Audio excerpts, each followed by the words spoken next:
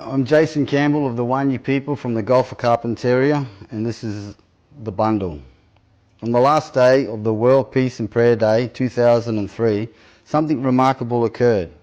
A young boy arrived at the event site and presented himself to the organisers, claiming that he had a gift for Chief Arvil Looking Horse.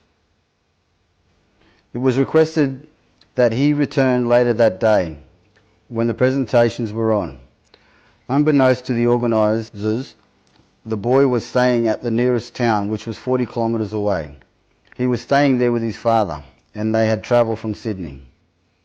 The father had bestowed with the responsibility of a sacred bundle that he had received from his father, a doctor, grandfather of a young boy. The grandfather had received the bundle from elders of a remote community in the Cape York. This bundle was given to the grandfather and his family when he had completed his time in the community as a medical doctor. Upon receiving this bundle, he was told there were 4 signs of a prophecy he must adhere to. To pass the bundle to a Native American chief. This chief would be identified because he would bring a message of peace and unity to the people. This chief would be located at a sacred site that is in the shape of a horseshoe. This chief would arrive in Australia in 37 years. The grandfather moved his family to Sydney, where they grew up, and their grandfather passed away, leaving the responsibility to his son. Now a father, the bundle was kept in the attic of their Sydney house, and the father shared his father's story with his children. One day in Sydney, posters appeared on shop windows of an event called World Peace and Prayer Day. The son, the young boy, noticed this poster and took it home to his father. He noted that the poster said a Native American chief would be visiting Brumbuck Cultural Centre within the Grampians, Gorrowerd, in Victoria, Australia, with a message of peace. This was part of the grandfather's prophecy, but the father remained sceptical. Over the next couple of weeks, the young boy convinced his father that they should travel to the event with the bundle. The father organised to stay at the nearest town to the event, which was 40 kilometres away. Once they had arrived, the young boy was keen to go to the event, but the father was still sceptical and reluctant.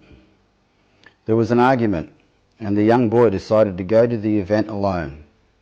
He was later found hitchhiking and given a ride to the cultural centre by the CEO of the centre, who never picks up hitchhikers, yet felt compelled to do so in this instance. While in the car, the young boy noticed a brochure of the cultural centre and asked if he could look at it. He realised that from an aerial view, the centre was located in a sacred site, surrounded by mountains in the shape of a horseshoe. At this point, he realised that 3 of the 4 signs of the prophecy were in place.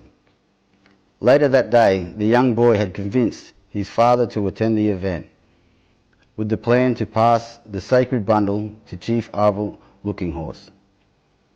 Upon arrival at the event, after introducing themselves, they were ushered to the stage where Chief Arvil Looking Horse and Elder Uncle Kevin Buscott were exchanging sacred items.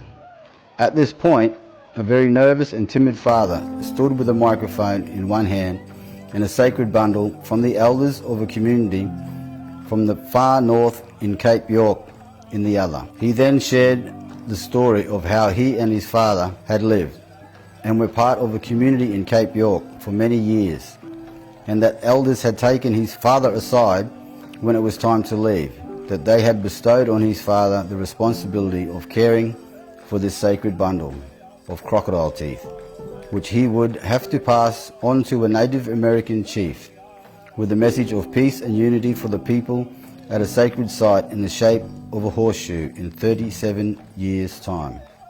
He then explained that when he had realised his son had 3 of the signs of the prophecy, he then calculated the time period that had passed since the bundle was bestowed on his father. The calculations reveal that precisely 37 years had passed to this very day. He now had the honour to pass this bundle to its rightful keeper.